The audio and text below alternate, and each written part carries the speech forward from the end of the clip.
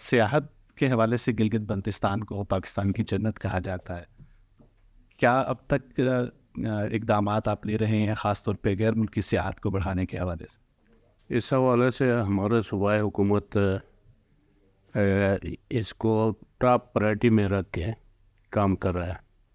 ہمارے پاس ایک تو یہ ہے کہ روڈ کی کمی تھی، اور اس کے علاوہ یہاں پہ 5 سٹار ہوٹل نہیں، 3 سٹار ہوٹلوں کی کمی تھی.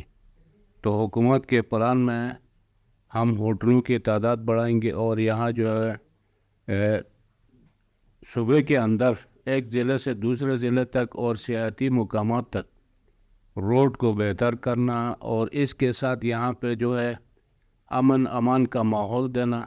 گلگت بلتستان کا یہ ایک دیرینہ مطالبہ رہا ہے کہ پاکستان NFC ایوارڈ میں حصہ دیا جائے. بالکل، تو یہ مطالبہ آپ کا اب بھی ہے اور کوئی پیش رفت ہو سکے؟ یہ ہمارا درینہ مطالبہ ہے.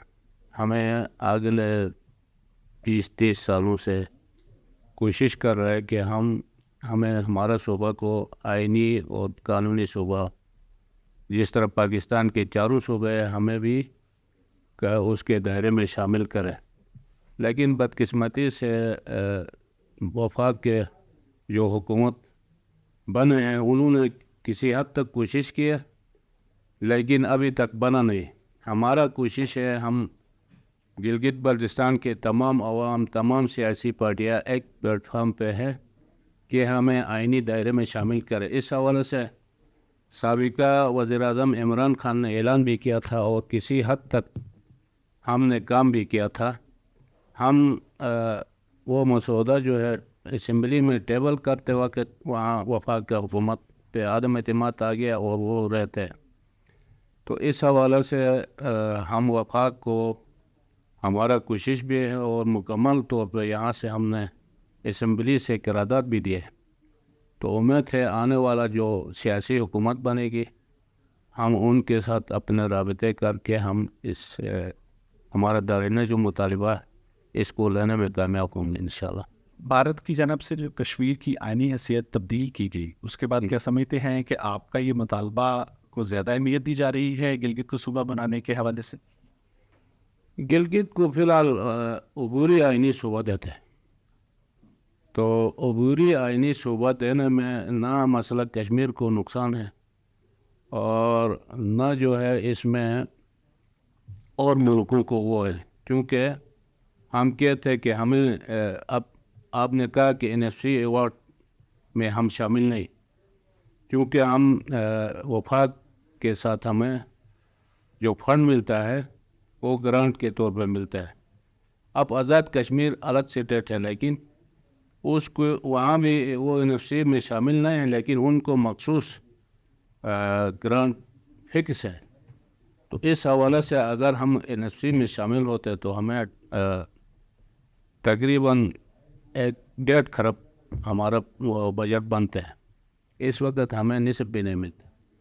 تو یہاں پہ ہمارا بہت سارے حقوق جو ہے وہ ہمیں نہیں ملتے، اس لیے ہمارا حق ہے، اور ہم اس پہ کوشش کریں گے. میرے خیال میں پاکستان کی حکومت جو ہے ہمارا، وہ ان سارے چیزوں کو دیکھ کے ہمیں اس کے دائرے میں شامل کریں گے، آئینی دائرے میں. CPEC کے حوالے سے کافی زیادہ یہاں پہ شور رہا کہ گلگت کو بھی یہاں پہ منصوبے کو بھی لگائے جائیں گے، لیکن کوئی عملی طور پہ ایسے کوئی منصوبے نظر نہیں آئے.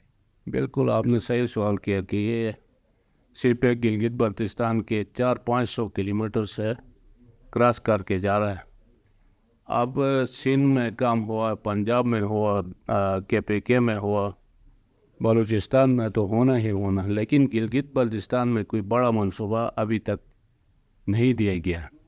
ہمارے سابقہ حکومتوں کا یہ مطالبہ رہا کہ گلگت بلتستان میں بھی CPEC کے بڑے منصوبوں میں شامل کرے. تو ابھی بھی ہمارے حکومت کا یہ کوشش ہوگا کہ ہمیں گلگت بلتستان کو CPEC میں شامل کر کے یہاں کے جو بڑے منصوبے ہیں، یہاں کی بجلی کے منصوبے ہیں، روڈ کے منصوبے اور ایسے چیزیں جس کو CPEC کے علاوہ نہیں بن سکتے، تو ہمارا کوشش ہوگا کہ ہمارا حق بھی ہے تو CPEC میں ہم مزید بھی ہم وفاق کے ساتھ مل کے کوشش کریں گے.